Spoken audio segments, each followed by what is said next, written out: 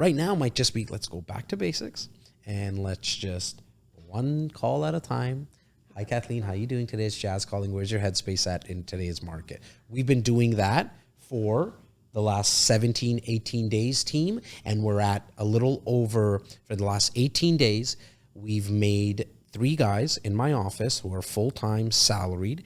They've made, what are we at, Laura? We're at 1,700 calls, 1,800 calls or something? 1,800 calls. Awesome. 28% connected rate. So it tells me somewhere around like a little under 400 people. So call it 400 just for argument's sake. 10 deals firm, in like contract firm done. Sure. And we have 7 people out and about looking for properties. So we never went to like, we never focused on deals. Yep. We never, like the conversation when I had with my core group was never about doing deals. It was about, let's just go back to basics, Habits. pick up that phone and just start calling people. Yeah, well, it's the oldest thing in the book. Like when I'm training a new recruit on a team or an experience, it doesn't matter. It could be somebody who does 100 deals on a team and they're having a slowdown. It's like, we're going to take all your working hours that you're not face-to-face with clients and move them all back to prospecting time. And once you filled them with the other time, we can pull back. And it works unless they need communication support, which we all do sometimes. But if they're strong on communication, then that works really well. I mean, I think it's important to say, like, all high performance teams, athletes, they're all process driven. Like if you're listening to this, you're like, what does that mean? There is nobody at the elite who's efficient, productive, and profitable who is not process driven. It's very, very difficult to do that. So it's like the high performance person says, what do I need to know? Like you said, what resources do I need to know? How do I get to the table so I can do what I need to do to have what I need to have? The majority, 98% average, are like, give me what I want to have and then I'll invest in it. Then I'll do that. So it's constantly like reaching for something that's unattainable. Right. Now, what are some like common themes that you've seen with like high performance, not only teams, but just like anybody that you've kind of, that you followed, or like really the ones that you've actually helped as well? Because I think you've seen them from the 0 to the 100 because you've been part of their journey as well. What's some common themes that you've kind of like, you're able to pick up on, like, you know what, these 7 people, like they started their day at 9 a.m. on the phones. Like they might have woke up at 5 a.m. and did their meditation and their yoga and all that kind of stuff. But like from a business perspective, is it like that they had a 3-hour prospecting window first thing in the morning? Did they do it in like, what have you kind of seen? I mean, I think it's interesting you asked me this question because I support people on teams and individuals, but I'm a performance and mindset person. So like I strategize them to grow. So I'm always looking to build the foundation for them not to solve the same problems again and again and again and again. Like that's what I do. So listening to that, it's like I try to look at how always to lay the foundation to get them to the next level. So I mean, we've had teams where we built out like how you pay your agents, how you train them, how you recruit them, they're tracking everything. And those are systems they still use. And they're like over 1,000 deals a year now, right? So like the growth there can be phenomenal, but the habits for individual agents on teams, like COVID aside, take that out for a second. I'm still a big believer in you get up and you go to the office. The people who kind of go, okay, well, when the client's there, I'm like, how do you do real estate? Like, I can't even get my head around it. It's just so reactive, I'm just right? like you. I like you go to work. 100%. I did I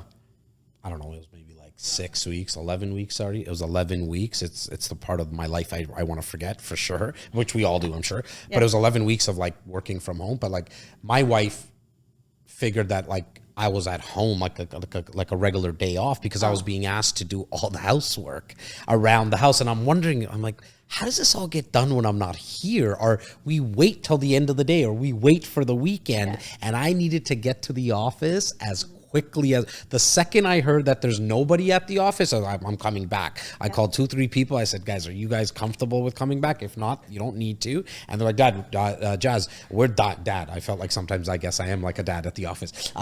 Jazz, I can't wait to get in. Let me get in, because that was a routine for us, right? So I guess for you, like you're saying, you see these guys, which makes sense to me, because even in our office, aside from the 54 agents that myself and my business partner have, we see the high performing guys and gals make sure that they come into the office. So is that something that you kind of see as well? Absolutely. Or they're very disciplined at home, but they're like, this hard. is work. It is hard. I mean, I feel like I've got my kids trained, like I'm working, that's it. But like they come into the office. The other thing, you bookend your day. Like your CRM starts your day, your CRM ends your day. There's no way you don't know if you miss something. Like, so that's really important. I think some people, well, what am I going to do in the office? Well, that's valuable. If you're sitting in the office all day, you don't know what, like, that's valuable. What am I supposed to be doing?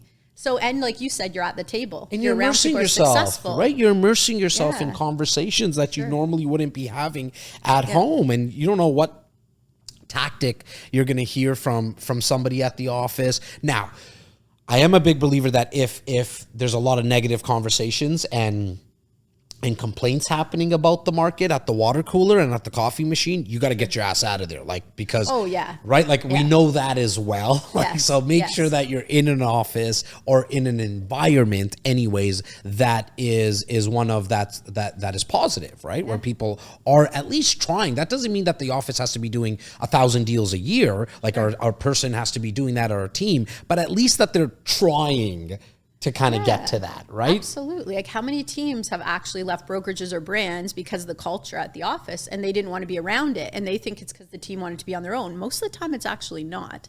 That's a really big factor. When somebody's new or starting out, or maybe they've been in the business for a couple of years and they just haven't found that culture. Like, how do you suggest that people, like, I just tell people, look, at the end of the day, interview a bunch of brokerages, and so I don't have a real system to it, so I'm really curious to hear your thoughts on this. But interview a bunch, and wherever you get that gut feeling, that's how I hire people. Sure. But that works for me. That might not work for everyone. In fact, like Parsa's here behind the ones and twos on audio. He's my assistant. He has no friggin' clue what he was doing when it came to audio, but I know his attitude is right, that he would figure it out. Like, I know he would spend 5 hours, 6 hours on YouTube, 20 hours if it took, to figure out how does that recorder work and how are we going to get the best audio. I'm watching him now. It's only his third episode that he's actually controlling the audio, but I can see the confidence. Like, we had some audio problems throughout this shoot, and we apologize for anybody who's kind of going in and out,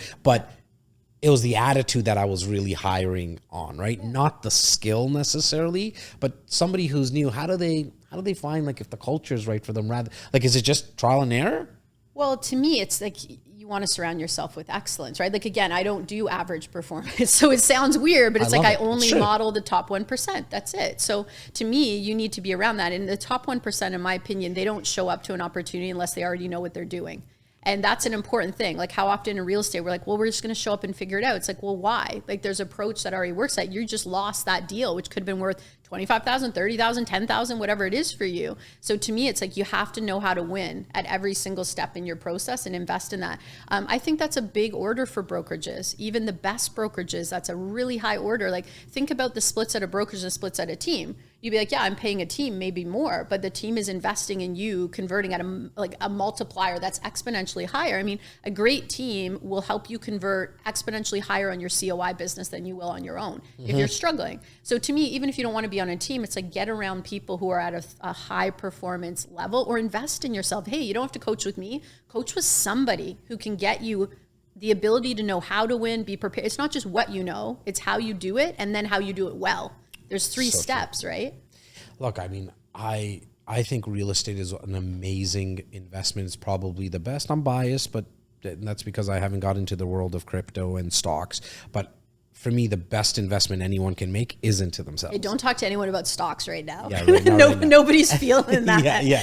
Well, I don't think anybody's feeling Bitcoin either right now, and some cryptos, right? True. I think we have some guys and gals coming on the pod soon to talk about it. But that investment into yourself, I just don't see enough people doing it. Like, and it doesn't necessarily have to be through coaching. I think coaching is a great place to start. And depending on where you're on your career path and in your journey, it's a great place to go. But like, even like just listening to podcasts, listening to audiobooks, like that is investing into yourself. Like, to think that you're going to get into a business that here in the GTA anyways, I think there's 76,000 of us real estate agents, and I always make the joke that you can throw a stone and you'll hit one. Like, and you're not going to find ways to differentiate yourself is ludicrous. Like, it just doesn't even make sense that you're going to get into this business if you want longevity. If you're someone who's in part-time, I'm not speaking to that person. Like, do as you please. But if you want to be in this business full time and you're not investing into yourself through